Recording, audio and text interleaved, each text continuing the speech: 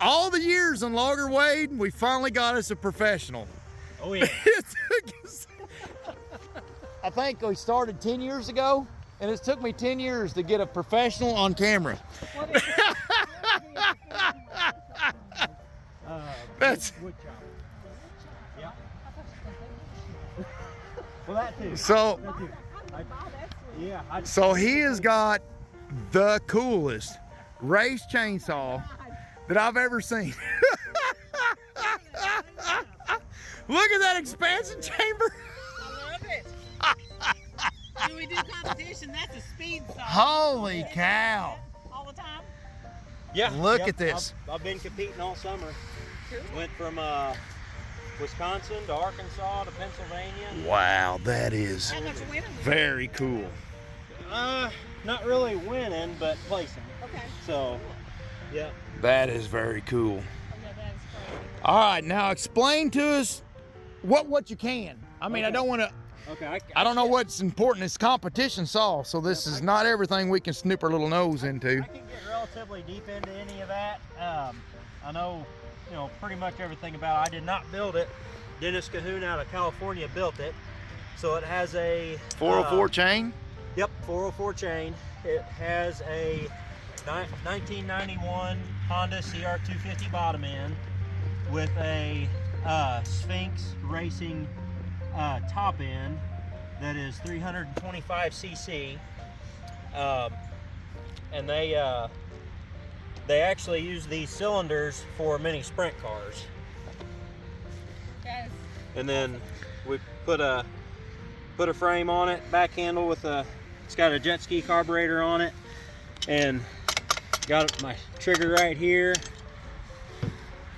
Oil tank. All that's homemade. Yep, this is all custom built.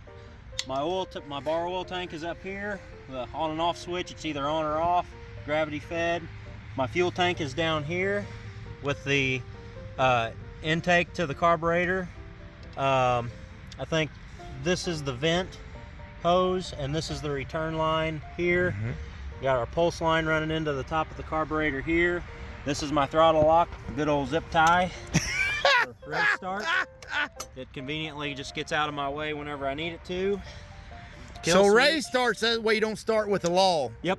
You started, you're already ready to romp and roll. Yep, that gets the RPMs building, gets the RPMs coming up on the pipe, and then whenever I get my back hand here and rev it up, it's already got most of the power it's going to get.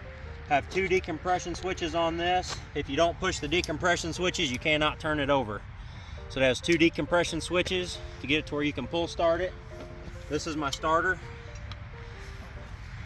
All braze. That just goes right on there. He's gonna want one. Yeah. Don't threaten me with a good time. All right, now to add to this, and for me and others. Yep. Now, this race start thing's got me. Now, your expansion chamber. Yep. There's a certain amount of RPMs has to go into that expansion chamber for it to start working, correct? Yep. So at an idle right off the bat, there's going to be a lag. Yep.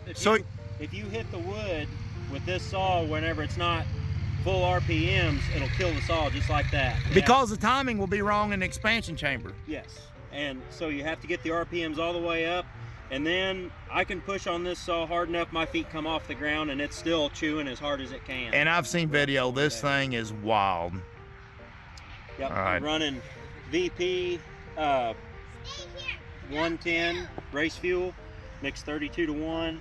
Trying to think of anything else. Well, this is my good race chain. This is what I use for stihl. That's 404 high tooth. Yeah, that is tall. Yep. These will run about. Now, what size file? You're square. You're grinding them. Yep. This is all square ground stuff. They quit making this chain a couple years ago. Used to, you could buy this for about $400 a loop. That was cheap, and now it's up around $1,000 because they don't make it anymore.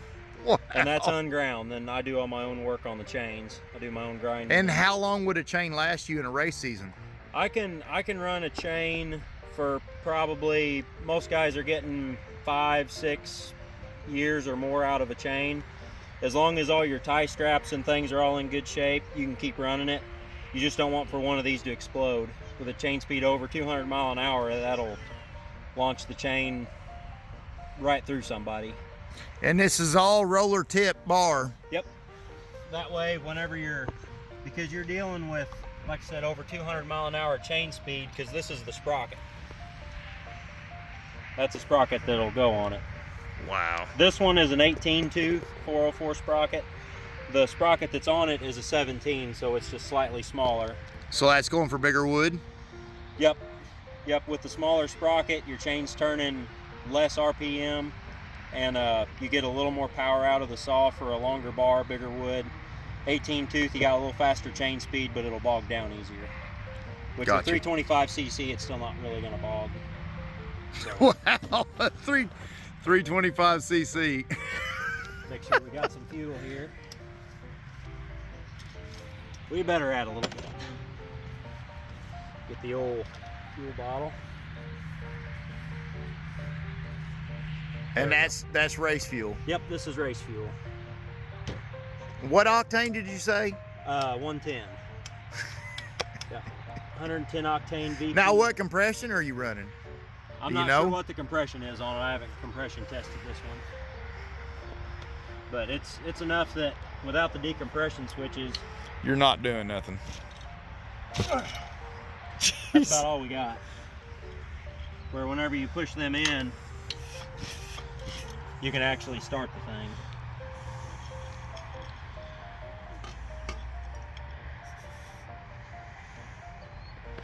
So now that's all wrapped and ready to go. Get that off of there.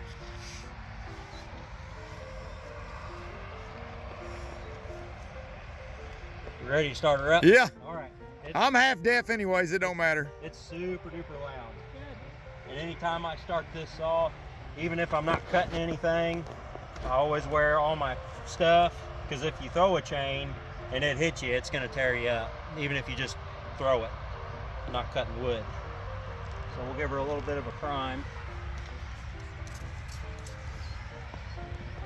Ought to get her. Give her some oil.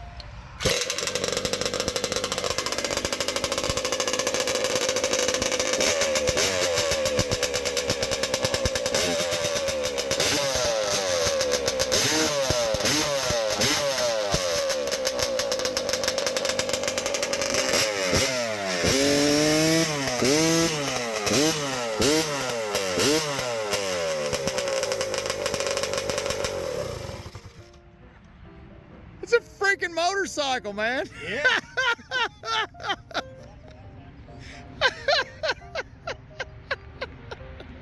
So yeah, it's quite a handful. It weighs about 65 pounds. That is nuts. Boy, it's an oil one too. Oh yeah, yep. Whenever you turn the oil on, you're getting. Look at the shape of the bar. Taking advantage of that roller nose. You're getting some taper in that bar so the roller nose can hold up, ain't it? The main reason for the roller nose is this chain is spinning so fast that with the sprocket, your chain is spinning so fast that you can't blow that sprocket, the bearings out of your sprocket. Where with the roller nose, your chain can slip on the bar tip. And with a quick rev. Yes. But now after you get to sawing, the RPMs are still going to be pretty close because it has so much power, it's not going to slow down much. But mainly for whenever you start it up, that chain can slip on it and it spins a little easier right off the gate. And you're running it. No, that's tight. Yeah, it's relatively tight. If you run a chain too loose on one of these, the chain, and I can't do it because I can't get a good enough grip, but like I was just doing, just revving it up, the chain will start to lift off the bar on the top and the bottom because it's spinning so fast. Yeah, that tries to go into a loop. Yeah, it's trying to get turned into a circle again. That is nuts. 250R motorcycle chainsaw. Oh yeah. Arr, arr, arr, arr. That's my bin for 12,000. That's the first on Logger Wade, an actual professional doing professional stuff. All right, guys, I just wanted to share that for Aaron, my buddy Aaron Hovis. He is awesome. They do timber cutting training, him and Joe Glenn does. I'll leave a link in the description to the timber cutting training website. And I'll leave a link in the description for Aaron's YouTube channel. So make sure and go check him out. Anybody that needs timber cutting training, check him out. And then him and Joe does an awesome job. I've sat through multiple classes they gave. They are awesome, I promise you. Thanks, Aaron, for showing off for us, buddy. Everybody have a great day, and don't forget to smile.